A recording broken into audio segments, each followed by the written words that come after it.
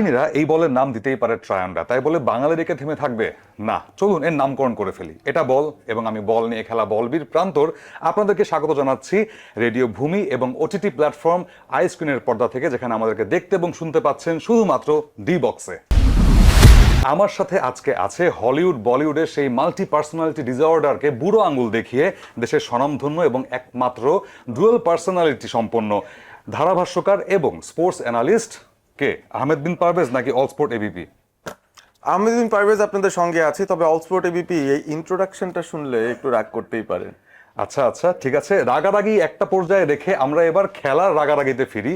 যেই খেলাটা আমরা দেখেছি গতকালকে, যে হাড্ডাহাড্ডি লড়াই হয়েছে এবং নাগলসম্যান যিনি জার্মান কোচ, তাকে আমরা এত রাগারাগি করতে দেখেছি ডাগআউটের একদম পাশে দাঁড়িয়ে সেই লাইনে, যে তিনি পারলে রেফারিদেরকে মেরেই দিতেন। সেটার কাহিনীটা হচ্ছে তার রাগ চড়ে যাওয়ার কারণ যে রেফারি বাঁশি বাজাচ্ছে না কেন শেষ মোমেন্ট পর্যন্ত।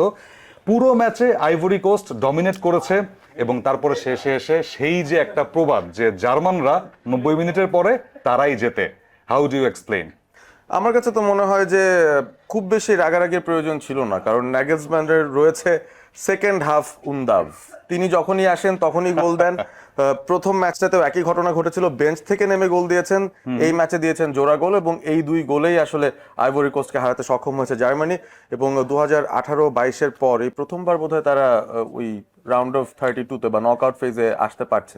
মানে 12 বছর ধরে ইতালি বিশ্বকাপ খেলে না, সেটাকে একপাশে রেখে আমি যদি জার্মানদের এই কথা বলতাম যে 12 বছর ধরে তারা গ্রুপ স্টেজ পার হতে পারে না, শেষ পর্যন্ত আই গেস সেই ভুটটা তাদের মাথা থেকে নামলো।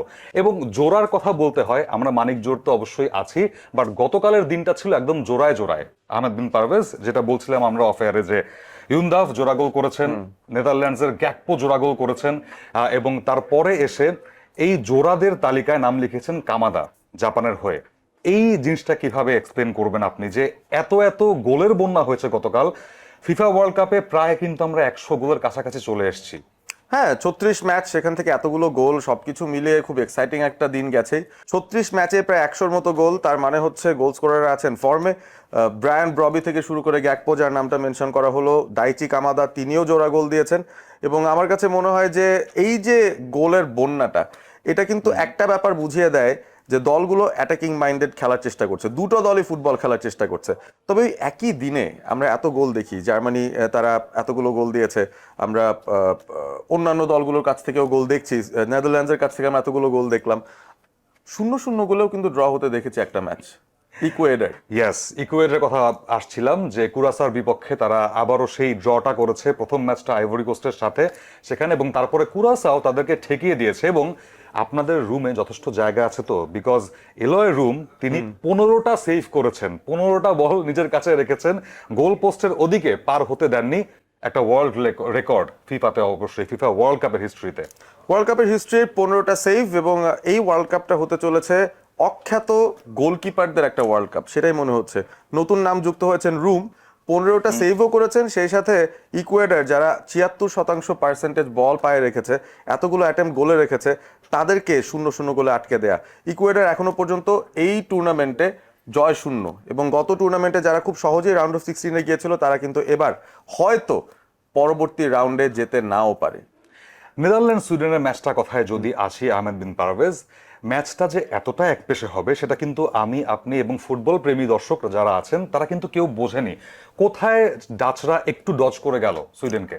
আমার কাছে তো মনে হয় যে রোনাল্ড কোম্যান, যিনি ডাচদের হেড কোচ, তিনি নিজেও আসলে টোটাল ফুটবল যখন পিকে ছিল নেদারল্যান্ডস, ইতিহাসের সেরা কোচ বলা যায় কোমানকে। সেই সময় তিনি আসলে ওই দলটায় ছিলেন যখন ক্রুইফের মেথডস গুলো টোটাল ফুটবলে নেদারল্যান্ডস আয়ত্ত করছিল।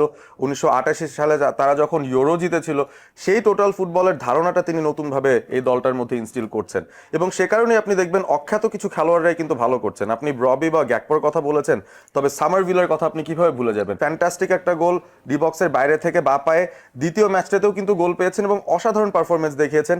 ব্রেকআউট স্টারদের তালিকায় তার নামটা ডেফিনেটলি ঢোকানো যায়।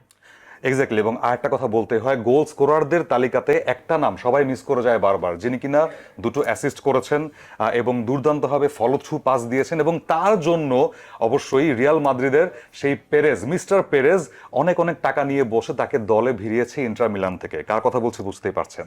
বুঝতে পারছি না, আমি আহমেদ বিন পারভেজ। ওকে, ইয়েস, সেই যে বলছিলাম যে ডেমফ্রিজ এর কথা, তিনি এবার ইন্টার মিলান থেকে গেছেন সেই রিয়াল মাদ্রিদে, এবং তার পেছনে কারিগরি টাকা খরচ করার ওই কারণটা দেখিয়েছেন তিনি গতকালকে। অ্যাসিস্ট করেছেন তিনি, বল ব্লক করেছেন, ডিফেন্স লাইন থেকে ফলো থ্রুতে মিডফিল্ড হয়ে তারপরে একদম অ্যাটাকিং থার্ডে গিয়ে সাহায্য করেছেন। সবকিছু মিলিয়ে কালকে কিন্তু ওই ডিফেন্স লাইনেরও একটা বড় পরীক্ষা ছিল যে কোন দলের ডিফেন্স লাইনটা সরাসরি শুধুমাত্র ডিফেন্স না, যে একদম প্রতিপক্ষের অ্যাটাকিং থার্ডে গিয়ে শেষ যেই ফিনিশিং গোলটা দেবে স্ট্রাইকার বা ফরওয়ার্ডরা, তাকে বলটা পাস করা। আধুনিক ফুটবলে এই ভূমিকাটা কিন্তু ধীরে ধীরে অনেক বাড়ছে আহমেদ বিন পারভেজ। এবং ডামফ্রিজের কথা যেহেতু আমরা বলছি, ডামফ্রিজের বয়স কিন্তু খুব বেশি হয়নি না। তবে রিয়াল মাদ্রিদে তিনি কেন যাচ্ছেন আমি বুঝতে পারছি না। সেখানে তো ট্রেন্ট আলেকজান্ডার রাইট। তো তারপরও বড় একটা স্টেপ ডামফ্রিজের জন্য। আরো একটা কারণ ছিল, আমি কেন তার নাম ভুলে যাচ্ছি বা কেন মনে করতে চাই না, কারণ ম্যানচেস্টার ইউনাইটেডও তাকে চেয়েছিল, তিনি সেখানে আসেননি। তো সেই আফসোসটা রয়েই যাচ্ছে। আমরা একটু মুভ ফরওয়ার্ড করতে পারি কিনা, যেখানে সামনের ম্যাচগুলো নিয়ে আলোচনা করা যায়। সেই কথাতে আসছিলাম, এবং সামনের ম্যাচে বলতে গেলে আজকে গ্রুপ জি এবং গ্রুপ এইচ এর খেলা, এবং এই গ্রুপ জি এবং এইচ এ কেউ যেন জিততেই চাইছে না, অর্থাৎ সবাই মিলে এই 8টা দল মিলে কিন্তু ড্র করে বসে আছে। সো এই খেলাগুলো খুবই ইম্পর্টেন্ট হতে যাচ্ছে। স্পেশালি আমি যদি আসি স্পেন এবং সৌদি আরবের ম্যাচটাতে, one be very crucial, because Spain একদমই অপ্রত্যাশিতভাবে সেখানে তারা ড্র করেছে কেপে ভার্দের সাথে, এবং সেখান থেকে সৌদিও ড্র করেছে, বাট স্পেনের ড্রটা ছিল নীল, অর্থাৎ তাদের স্কোর বোর্ডে কিন্তু এখনো কোনো গোল ওঠেনি। এবং স্পেনের কথা যখন আপনি বলবেন, অ্যাটাকিং মিডফিল্ড থেকে শুরু করে সেই স্ট্রাইকার ফরওয়ার্ড সবাইকে দিয়ে ভরা, তারপরেও স্পেন কোথায় পিছিয়ে গিয়েছিল, এবং এই ম্যাচে তাদের সম্ভাবনা কতটুকু? আমার কাছে মনে হয় আগে বলটা আপনার ধরতে হবে, তাহলে আপনার নাম ভোজিনিয়া হয়ে যাবেন। অবশ্যই তার হাতেই আসলে স্পেন আটকে গিয়েছিল সেই প্রথম ম্যাচটাই, এবং সেই কারণেই তারা আসলে গোল শূন্য ড্রটা করেছিল। তবে ওই স্পেন দলটার মধ্যে দুজন ছিলেন না, স্টার্ট করেননি, Nico Williams, Lamine Yamal. Lamine Yamal, যিনি এখনো পর্যন্ত তার টিনএজ বয়সে থেকেও মেসির উত্তরসূরি হিসেবে মুকুটটা প্রায় পরে ফেলছেন। এরকম ক্যালিবারের একজন প্লেয়ার যিনি এক হাতে একটা দলকে টানতে পারেন, যখন তিনি শুরু করছেন না তখন কিন্তু কাজটা স্পেনের জন্য বেশ কঠিন। এবং ওই ম্যাচটা আমার মনে হয় তাদের জন্য বিরাট বড় একটা লার্নিং ছিল, যে লামিন ইয়ামালকে ছাড়া তারা অনেক বেশি ওয়ান ডিমেনশনাল, বা তার উপর তারা আসলে কতটুকু বেশি নির্ভর করে সেই ম্যাচে তাকে ছাড়া খেলে তারা হয়তো বুঝতে পেরেছে। তবে সৌদি আরব, তাদেরকে কিন্তু ভুলে গেলে চলবে না। যারা আর্জেন্টিনা ফ্যান্স আছেন তাদেরকে কান্নায় ডুবিয়ে দিয়েছিলেন 4 বছর আগেই। না, আমি কাঁদিনি, আমি জানতাম আর্জেন্টিনা চ্যাম্পিয়ন হবে, আমি জানতাম, সেই ম্যাচ হারার পর আমি জানতাম। তো সৌদি আরব, তারা যেহেতু একটা সারপ্রাইজ পিক করতে পেরেছিল গত ওয়ার্ল্ড কাপে, ডিফেন্ডিং চ্যাম্পিয়ন্স, ইনফ্যাক্ট আর্জেন্টিনা যারা পরবর্তীতে চ্যাম্পিয়ন হলো তাদেরকে হারাতে সক্ষম হয়েছে। উরুগুয়েকে তারা কিন্তু আটকে দিয়েছে তাদের প্রথম ম্যাচে। আমার কাছে মনে হয় এই ম্যাচটা স্পেনের জন্য আবারও খুব টাফ একটা ম্যাচ হতে চলেছে। ছোট্ট করে যদি প্রেডিকশনের কথা বলি, স্পেশালি এই স্পেন এবং সৌদি আরবের ম্যাচটাতে কত গোলে স্পেনকে জিততে দেখছেন? আমি একদম সরাসরি প্রশ্ন করলাম। আমি আশা করব একটা হাই স্কোরিং গেম হোক, তারপরও সৌদিকে কিন্তু একেবারে উড়িয়ে দেওয়া যায় না। তো সবকিছু মিলে আমার মনে হয় 3-1 জয় যদি হয়, অন্তত জয়টা পাক স্পেন, 3টা পয়েন্ট পাক, সেটাই তাদের জন্য বেশি ইম্পর্টেন্ট।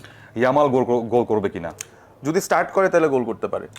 ওকে। এবং অন্যান্য যে ম্যাচগুলোর কথা আমি বলছিলাম, যে ইউরুগুয়ের ম্যাচ আছে, এবং ইউরুগুয়ে কিন্তু নিজের গ্রুপে সেখানে ড্র করে বসেছে, এবং এই গ্রুপটাতে ইউরুগুয়ে এখনো 1 নম্বরে আছে, 3 নম্বরে স্পেন আছে। সেই ম্যাচটা নিয়ে যদি কিছু বলেন। স্পেনই যেহেতু ওই কেপ ভার্দের ডিফেন্স ভাঙতে পারেনি, উরুগুয়ে কি পারবে কিনা আমার কিন্তু যথেষ্ট সন্দেহ আছে।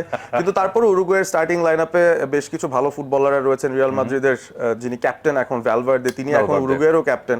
গত ম্যাচে ভালো করতে পারেনি, আজকে নিশ্চয়ই ভালো করতে চাইবেন।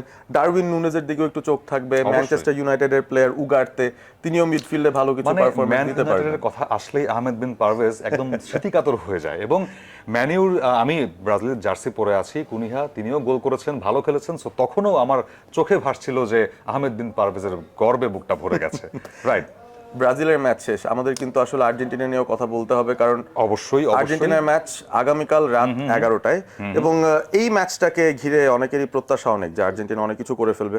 তবে অস্ট্রিয়ার সাথে ম্যাচ, আমি কিন্তু একটু সন্দিহান রয়েছি এই ম্যাচটা। এই জন্য জার্সি আগে ভাগে পরে অল স্পোর্ট, এবিপি কিংবা আহমেদ বিন পারভেজ দুজনেই কিন্তু গলা ফাটাবেন আর্জেন্টিনার জন্য। তবে সেই ম্যাচের রিভিউ নিয়ে অবশ্যই পরবর্তী পর্বে চলে আসবো। আজকের ম্যাচগুলো একদম টান উত্তেজনাকর হবে। আপনারা সবগুলো ম্যাচই আই স্ক্রিনের পর্দায়, যে ওটিটি প্ল্যাটফর্ম, সেখানে দেখতে এবং শুনতে তো অবশ্যই পারবেন। এবং স্পেশালি সৌদি আরব এবং স্পেন, এই ম্যাচটার ধারাভাষ্য সরাসরি কিন্তু শুনতে পারবেন রেডিও ভূমিতে। সো টিউন করতে ভুলবেন না, যে কোনো একটা মাধ্যমে আপনাদের সাথে বলবীর প্রান্তর এবং হয়তো অল স্পোর্ট, এবিপি কিংবা আহমেদ বিন পারভেজ যুক্ত হবেন পরের এপিসোডে। ততক্ষণ পর্যন্ত সাথে থাকবেন। রেডিও ভূমি 92.8 FM।